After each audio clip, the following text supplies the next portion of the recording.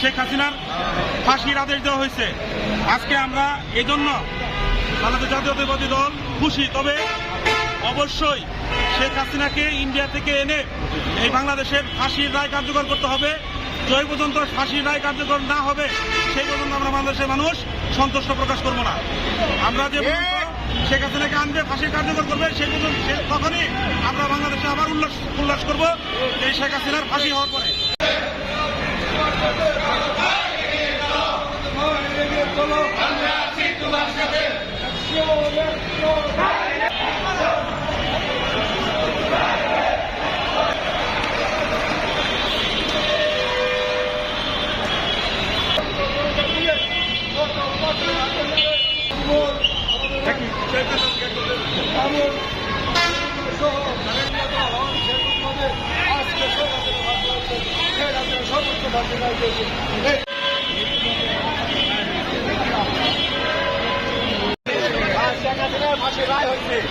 সাধারণ জনগণের মাঝে উৎসবের আমেজ বলছে। শেখ হাসিনা